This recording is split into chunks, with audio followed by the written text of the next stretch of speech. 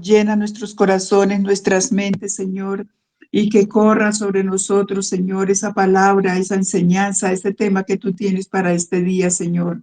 Te damos la gloria, la honra, Señor, Padre Santo, y sabemos, Señor, que estamos contigo. Y en esta hora declaramos, confesamos, Señor, que tú estás con nosotros y que nos vas a enseñar, Señor, lo que tienes para este día, Señor. Renueva nuestras fuerzas, nuestra mente, nuestro corazón y guía, Señor, nuestros pasos, Señor, hacia ti, Padre Santo, en todo lo que hagamos. Te lo pedimos en el nombre de Cristo Jesús y por el poder del Espíritu Santo, Señor. Amén y amén. Muy bien. Vamos a ir entonces a las Escrituras, a Primera de Samuel, capítulo 10, versículo 1 al 8. Entonces, dice la palabra del Señor en Primera de Samuel, capítulo 10. Vamos a leer desde el versículo 1. Dice la palabra del Señor. En el nombre del Padre, del Hijo y del Espíritu Santo. Samuel tomó un frasco de aceite y lo derramó sobre la cabeza de Saúl. Luego lo besó y le dijo: el Señor te ha elegido para ser jefe de su pueblo. Tú serás el líder del pueblo de Dios y lo salvarás de los enemigos que están a su alrededor. Aquí está la señal que lo comprobará. Después de que te vayas, encontrarás a 2 hombres cerca del sepulcro de Raquel, en Celsa, en el territorio de Benjamín. Ellos te dirán: alguien encontró los asnos que buscabas y ahora tu papá está preocupado por ti y se pregunta cómo hacer para encontrarte. De allí seguirás a Tabor hasta donde está el roble y allí te encontrarás con hombres que van camino a Betel para adorar a Dios, llevando sus ofrendas para el santuario. Uno de ellos llevará 3 cabritos, otro 3 panes, otro una bota de vino. Los 3 hombres te saludarán y te ofrecerán 2 ofrendas de pan para consagrar y tú los aceptarás. Luego irás a Gibea de Dios, donde se encuentra un fortín filisteo. Cuando llegues, saldrá a recibirte un grupo de profetas del lugar de adoración. Vendrán profetizando, tocando arpas, panderetas, flautas y liras. Entonces el Espíritu del Señor vendrá sobre ti con gran poder y ocurrirá un cambio en ti y serás una persona diferente y empezarás a profetizar como ellos. Después podrás hacer lo que te parezca mejor porque Dios estará contigo. Ve a Gilgal antes que yo. Allí me reuniré contigo para presentar sacrificios que deben quemarse completamente y ofrendas para festejar. Pero espera allá 7 días a que vaya y te diga qué hacer. ¿Qué encontramos nosotros aquí dentro de las Escrituras? Encontramos nosotros que el pueblo de Israel mira a las demás naciones y dice: nosotros queremos tener también un rey como las demás naciones. No fue que por iniciativa propia o directa de Dios, Dios dijera: venga, pues yo quiero que ustedes sean como las demás naciones, entonces voy a darles un rey. El pueblo lo pidió y bueno, después de haber tenido ahí como digamos, un tira y afloje, como decimos acá en Latinoamérica, una lucha de argumentos, bueno, al final Dios decide darles el rey, pues colocó y le dijo: bueno, ustedes quieren rey, está bien, van a tener un rey como las demás naciones, pero tienen que hacer esto con este rey, tienen que mantener a este rey, tienen que también que sus hijos y sus hijas sirvan a este rey. Y bueno, entonces el Señor les entrega a un hombre que se llamaba Saúl. Ahora, si usted prestó atención a lo que acabamos de leer, mira que el profeta Samuel se encuentra con él, se habían perdido unas asnas, unos burritos, y entonces pues el papá manda a Saúl a buscarlos y ahí se encuentra con el profeta Samuel y el profeta Samuel le dice: mire, usted va a ir a tal lugar, en ese lugar usted se va a encontrar con tales hombres, esos hombres traen esto, esto y esto. Después de eso usted va a ir a otro lugar y se va a encontrar con otro número de hombres, ellos traen esto y esto. Y el profeta Samuel le comienza a decir a Saúl todo lo que va a suceder prácticamente en esa semana, con quién se va a encontrar, qué le van a decir, a dónde va a estar, qué es lo que va a tener la gente. O sea, tremendo la omnisciencia que tiene el Señor, el preconocimiento que tiene Dios de todas las cosas que suceden, y así tal y cual como Samuel le dijo a Saúl que iban a suceder las cosas, con quién se iba a encontrar, qué iba a pasar, todo. O sea, Dios tenía conocimiento de todo y Dios se lo revela a Saúl. Y Saúl se convierte en el primer rey que tuvo Israel. Y sigamos leyendo la palabra del Señor. Lo último que le dice a Saúl, le dice: ve a Gilgal antes que yo. Allí me reuniré contigo para presentar sacrificios que deben quemarse completamente y ofrendas para festejar. Pero espera ya 7 días a que vaya y te diga qué hacer. Después de esto, bueno, ya estamos varios capítulos en la Biblia, estamos en 1 Samuel 13:5. Dice que los filisteos se reunieron para pelear contra Israel. Los filisteos acamparon en Micmax, al este de Bet-Aven, con 3,000 carros de combate y 6,000 jinetes. Había tantos filisteos como la arena en la playa. O sea, era un ejército grandísimo. Los israelitas vieron que estaban en problemas y se sintieron sin salida. Corrieron a esconderse donde podían, en cuevas, grietas, túneles, pozos de agua y en zanjas. En pocas palabras, a los israelitas les dio miedo, les dio temor. Y de ese es el tema que vamos a estar hablando hoy, sobre estas claves para superar las barreras espirituales y mentales. El temor, enfrentar el temor. Y entonces los israelitas se escondieron, en todo lugar se escondieron. Y algunos hebreos hasta cruzaron el río Jordán hacia la tierra de Gad y Galaad. Y Saúl todavía estaba en Gilgal con todo su ejército. ¿Y qué es lo que dice? Temblando de miedo. El miedo, el temor. Como Samuel dijo que se reunirían con Saúl en Gilgal, Saúl se quedó allí 7 días. Acuerde que esa fue la orden que le dio. Y dice, pero Samuel no llegaba y los soldados empezaron a abandonar a Saúl. Vea todo lo que comenzó a hacer el miedo. Y cuando en nuestras vidas nos domina el miedo, ante la primera señal de alarma o de pánico, salimos corriendo a escondernos. Así que Saúl dijo, tráiganme los sacrificios que deben quemarse completamente y las ofrendas para festejar. Y Saúl ofreció el sacrificio que debe quemarse completamente. Vea lo que él hizo. No esperó a la instrucción que le había dado Samuel. ¿Producto de qué? Ya vemos que tenía todo Israel, el miedo. Ahora, es verdad que Dios a nosotros nos da las emociones, alegría, tristeza, dolor, bueno, y muchas veces también cuando ocurre una situación en la cual nosotros nos sentimos amenazados, pues lógico, está ese tipo de temor en cuanto a la reacción de, oiga, algo peligroso está sucediendo, voy a protegerme. Eso es algo normal, común y corriente. Pero aquí ya estamos comenzando a ver que el miedo de una u otra manera está comenzando a apoderarse de las personas. Y en este caso lo estaba comenzando a hacer precisamente con el rey, con Saúl. Entonces, si ustedes miran, pues, ¿qué le pasó a Saúl? A Saúl se le olvidó, entre comillas, porque yo sé que él lo tenía pendiente. Él dice que él estaba esperando esos 7 días. Y en un momento de imprudencia, y vean lo que el miedo hace hacer a la gente, el miedo vuelve a la gente imprudente, impaciente. Saúl le dijo, Samuel le había dicho a Saúl, faltan 7 días, espere 7 días. Pero vea que él comenzó a ver todo, el miedo, el pánico, que la gente se iba, que no estaba llegando el otro.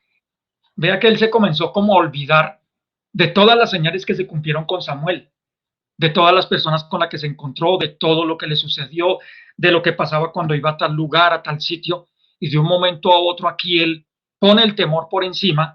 Y luego vemos en el versículo 10, en cuanto Saúl terminó de ofrecer el sacrificio, llegó Samuel, y Saúl salió a recibirlo, y Samuel le preguntó, ¿qué has hecho? Y Saúl respondió, vi que los soldados me abandonaban, vi que tú no llegabas, vi que los filisteos estaban reuniendo en Micmax. Así que pensé, vendrán los filisteos y me atacarán en Gilgal, y ni siquiera le he pedido ayuda al Señor. Por eso me atreví. Vea, hasta el miedo vuelve a la gente atrevida. Me atreví a ofrecer el sacrificio que debe quemarse completamente. Usted a veces puede ver a la gente imprudente o puede ver a la gente atrevida o grosera. Y muchas veces ellos son así, atrevidos, impacientes, groseros, altaneros, orgullosos. ¿Sabe por qué? Porque de pronto en el fondo de su corazón lo que ellos tienen es miedo. Y luego dice 1 Samuel 13:13, y Samuel respondió, eres un tonto. Vea, vuelve hasta las personas necias. El miedo vuelve a la gente necia, que diga cosas necias y que actúe de manera necia. No obedeciste al Señor tu Dios. Si hubieras obedecido su mandato, entonces el Señor habría dejado que tu familia gobernara a Israel para siempre. Primera consecuencia de que el miedo se apoderó de Samuel y de que Samuel comenzó a actuar con necedad. Vemos ahí esa primera consecuencia. El miedo comienza a afectar tu carácter y tu personalidad. Te puede volver imprudente, te puede volver necio, te puede volver atrevido, te puede volver impaciente. Vea todo lo que puede comenzar a hacer el miedo en la vida de una persona.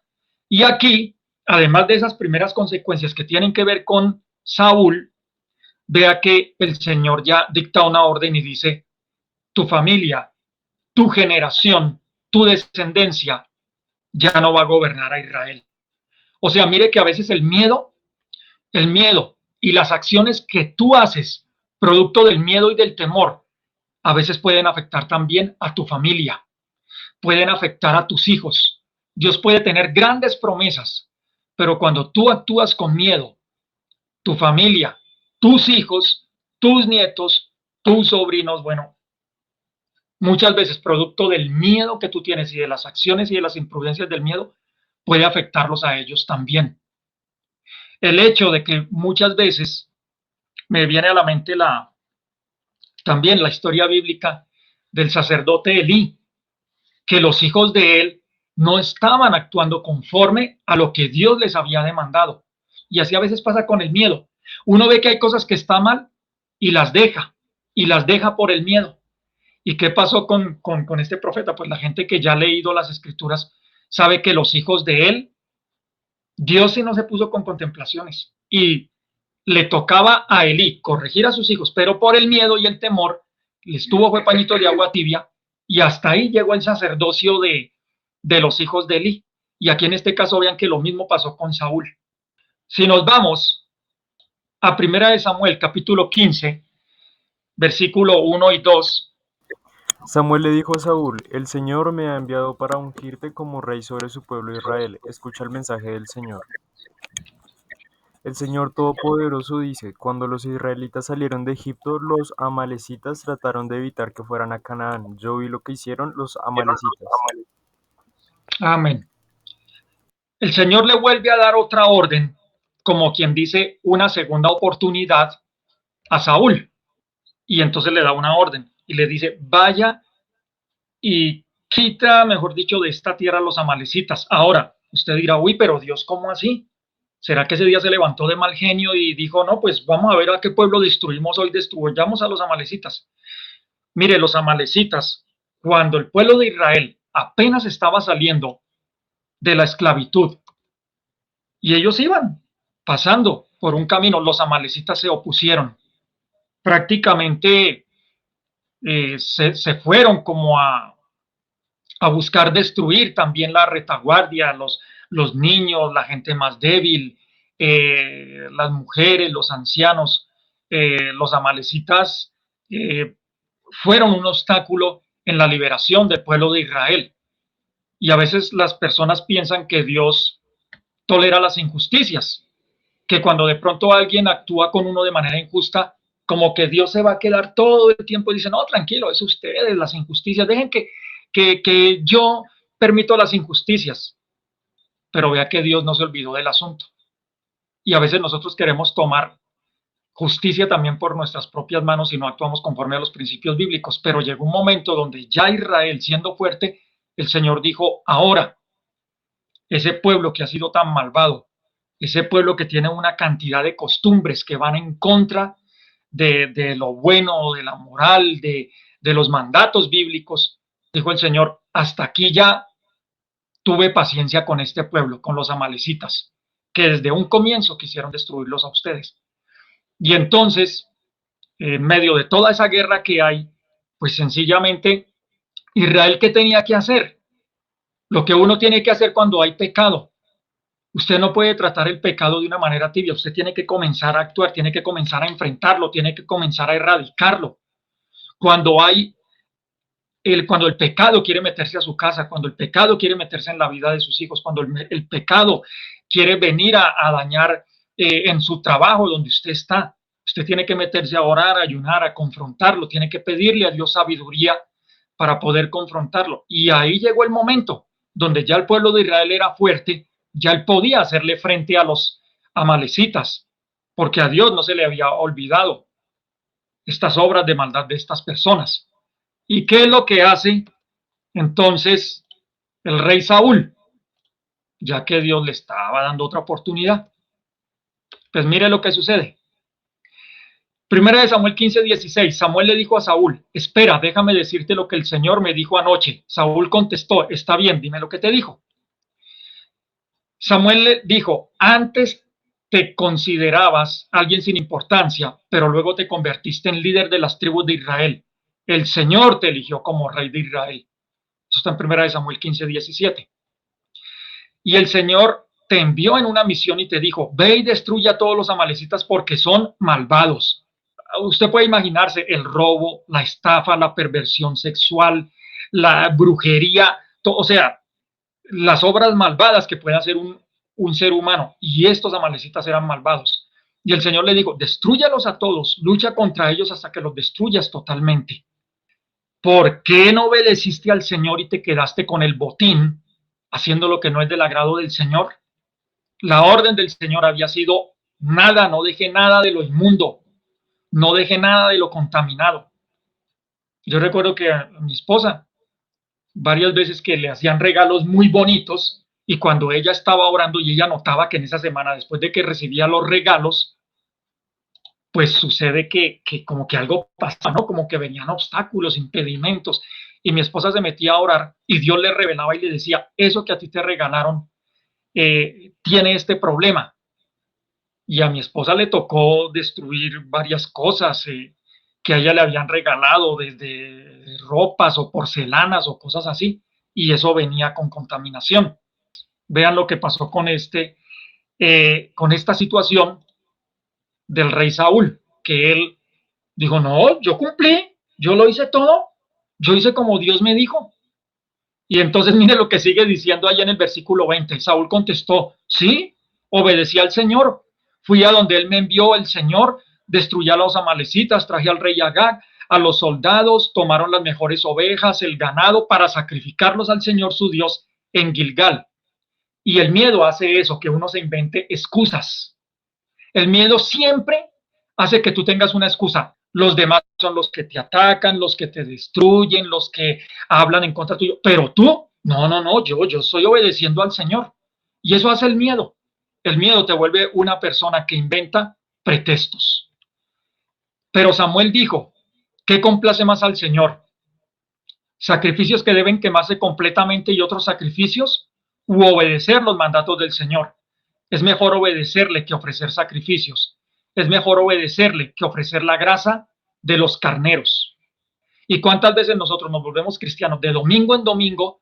Estamos todo el tiempo escuche, pero no obedecemos lo que Dios nos habla a nosotros a través de esas prédicas, estando en cuanto seminario, y no estoy diciendo que ir a seminario sea malo, sino que nos volvemos solo oidores, y eso le pasó a Saúl.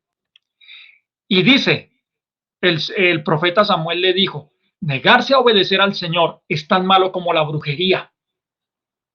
Ser tercos, mire esa palabra, ser tercos. Y hay gente que es terca, oiga, y le va mal y terco. Y es que yo sí obedezco al Señor, yo sí lo hago. Y vea, Samuel está diciendo: hombre, deje de ser terco. Dice, y ser tercos y hacer la voluntad propia es como el pecado de adorar ídolos. Tú te negaste a obedecer el mandato del Señor, y por eso él ahora se niega a aceptarte como rey. Vea, tremendo. Antes le había dicho: tu familia ya no estará en el reino, y ahora ya le dijo: mire, ya el Señor se cansó de usted y ya usted tampoco va a estar. Y vean, ay, Dios mío. Y entonces Saúl le dijo a Samuel: he pecado. O sea, al fin reconoció, después de que ya fue confrontado, de que ya le cantaron la verdad, ahí sí dijo: he pecado, no obedecí los mandatos del Señor, ni hice lo que me dijiste. Tenía que, vea esa palabra, miedo del pueblo, y les hice caso. Y ahora te ruego que me perdones por haber pecado. Ven conmigo para que rindas culto al Señor. A veces hay miedo a la muerte.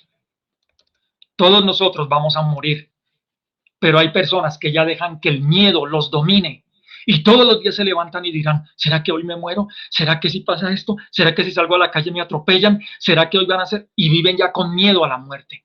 Y producto de que viven con miedo a la muerte, ese temor los domina y hacen que sean unas personas todo el tiempo con un espíritu de temor. Miedo a no amar y ser amado. Hay personas que dicen, no, es que a mí nadie me va a amar, es que todos me van a rechazar. Y producto de eso se comportan de manera egoísta, de manera cruel.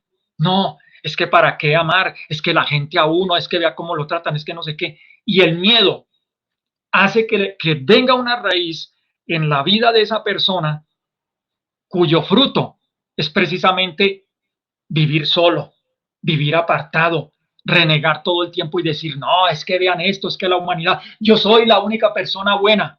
¿Se acuerdan del profeta Elías? Señor, es que yo soy el único bueno, nadie más. Y el Señor dijo, ¿cuál usted es el único bueno? Yo tengo también otros 400 que no han doblado rodilla ante Baal. Pero ese miedo hace eso, que uno, la autocompasión, no, yo soy el pobrecito, yo soy el sufrido. Entonces el miedo a no amar y ser amado, el miedo a Satanás. Hay gente que le tiene miedo al diablo. Uy, no, ni lo mencione. Y le tienen ya, es un miedo, o sea, algo exagerado. El miedo a la muerte de los seres queridos. Hay gente que no, es que si se muere mi hijo, si se muere mi papá, si se muere mi mamá, si se muere mi esposo, mi esposa. Mire, algo que tenemos seguro desde que estamos en esta tierra es que vamos a morir en algún momento. Tenemos que prepararnos, así de sencillo. Hay que prepararse, pero hay gente que nunca se prepara para esto y viven con miedo. Y muere alguno de sus seres queridos y hasta ahí les llegó la vida. El miedo a la vergüenza y al fracaso. Gente que nunca emprende, que nunca se atreve, que nunca toma decisiones firmes por la vergüenza. El miedo a la vergüenza. No, es que los demás van a decir esto, es que los demás van a decir lo otro. No, yo mejor me aguanto, yo mejor aquí. Y a veces hasta por el miedo a la vergüenza y al fracaso y al rechazo también. Hay gente que los maltratan, que abusan de ellos y ellos no toman decisiones firmes. ¿Por qué? Porque en el fondo tienen es miedo. Miedo de qué es lo que más van a decir. Y entonces uno encuentra a veces supuestamente empresarios exitosos que ponen una pared de apariencia y de un momento a otro, no, la empresa en quiebra. Y uno dice, pero luego ese empresario no salía todo sonriente y no, es que Dios está conmigo y yo esto, y con el cuento de Dios está conmigo, no tomó decisiones con la empresa, no se acogió de pronto a negociar con los acreedores y al final quebró la empresa. Hogares, que uno ve las fotos, ve todo en las redes sociales, usted sabe, la gente pues ahí no va a poner cuando está en la mala, sino entonces uno ve, oiga, pero ese matrimonio, pero se ve tan bonito, pero se ve tan esto, y por dentro es un infierno. Pero el hombre o la mujer, porque hoy en día, pues, con tantas cosas, a veces hay, como dicen, mujeres también de armas tomar, o hombres también, entonces, las personas abusan de los demás y no por la vergüenza y por el que dirán los demás, no, yo, no, que me peguen, y cuando después se encuentran al hombre o la mujer lleno de moretones, ¿y qué le pasó? No, es que yo estaba en la tina del baño y me caí. Y hay gente que por esa vergüenza se aguanta toda la vida los moretones, la cabeza reventada y todo eso. Miedo a las enfermedades. Entonces hay gente que ya llega a una psicosis y ya, no, es que no como esto, no hago acá, no salgo, no digo, y prácticamente les falta es salir con un traje de astronauta para que no les dé ninguna enfermedad. Miedo al futuro. Gente que nunca se manda a emprender, a cambiarse de ciudad, de barrio, de país. Ay, no, es que qué tal que yo me vaya de acá y entonces como tienen algo seguro, así sea muy poquito, pero no quieren perder eso seguro, entonces les da miedo lanzarse a nuevos retos, a cosas desconocidas, porque tienen miedo al futuro, miedo al matrimonio y al divorcio. Personas que dicen, no, yo nunca me voy a casar porque es que qué tal que yo me case y entonces vea que por allá fulano de tal se divorció y que el otro acá y que el otro esto. Gente que nunca quiere tener hijos, ¿pero por qué? Porque en el fondo tienes un miedo. Y así podemos seguir hablando de muchos temores. Pero mire lo que dice la Escritura, gracias a Dios que existe un antídoto. Porque hay un antídoto para el miedo y para el temor. Y vamos a mirar en Juan capítulo 14, vamos a estar leyendo desde el versículo 26 y el versículo 27. Dice, mas el Consolador, el Espíritu Santo, a quien el Padre enviará en mi nombre, Él os enseñará todas las cosas y os recordará todo lo que yo os he dicho. Aquí el Señor Jesús, Él sabe que va a morir, que va a ser crucificado y que los discípulos en una manera física no lo van a poder ver y no van a poder estar con Él. Y el Señor lo sabe y sabe que no va a ser fácil. Y Él les dice, el Consolador, el Espíritu Santo, dice que iba a venir sobre ellos. Y luego veamos lo que dice el versículo 27, Juan 14, 27. La paz os dejo, mi paz os doy, yo no os la doy como el mundo la da, no se turbe vuestro corazón ni tenga miedo. Cuando tú recibes a Jesús en tu vida, en tu corazón, y cuando tú dejas que la compañía del Espíritu Santo, el Consolador que Él envió para que esté con nosotros, para que esté con aquellos que le hemos recibido, cuando tú tienes compañerismo y comunión con ese Espíritu, el Espíritu Santo, dice que se manifiesta algo y dice, la paz os dejo, mi paz os doy. Y dice el Señor Jesús, pero yo no se las doy como el mundo la da. ¿Por qué? Porque la paz del mundo es momentánea, es pasajera. Pero dice el Señor, no se turbe vuestro corazón ni tenga miedo. Cuando tú reconoces que has pecado producto del miedo, así como Adán y Eva, ¿te acuerdas que ellos tuvieron miedo y se escondieron y comenzaron a hacer una cantidad de cosas? Pero mira que cuando tú reconoces y le dices, Señor, sí, verdaderamente perdóname, porque yo hay muchas cosas que he hecho que me han vuelto terco, orgulloso, altivo, altanero, grosero, pero muchas de ellas son por el miedo, porque yo he querido defenderme y la única manera para esconder el miedo ha sido muchas veces imponerme sobre los demás, porque tengo miedo de todo lo que veíamos, de la vergüenza, del rechazo, del futuro, de todo lo que veíamos ahora. Y segunda de Timoteo 1:7. Porque no nos ha dado Dios espíritu de cobardía, sino de poder, de amor y de dominio propio. Cuando estamos con Dios, Dios nos da un espíritu, y ya tuviste que Jesús dijo, enviaré el Consolador, el Espíritu Santo, y el Espíritu de Dios no trae ni cobardía ni miedo. Dice que el Espíritu de Dios nos da poder, amor y dominio propio. Por eso usted nunca espere que alguien que no es cristiano se comporte con poder, con amor y con dominio propio, porque eso solamente lo puede dar el Espíritu de Dios. Así que posiblemente muchas personas que usted conoce que se dan de machitos o de machitas, tal vez por dentro lo que tienen es miedo. Así que en esta hora vamos a orar. Señor Padre Santo, Dios, en el nombre de Cristo Jesús, en esta hora, Señor, reconocemos, Dios, que muchas veces en nuestra vida hemos actuado con el espíritu de miedo y de temor, y lo hemos disfrazado con terquedad, con orgullo, con querer muchas veces ser toscos, groseros, porque tenemos miedo a la vergüenza, a la soledad, y se escuda uno detrás de los pretextos y los argumentos e inventa excusas.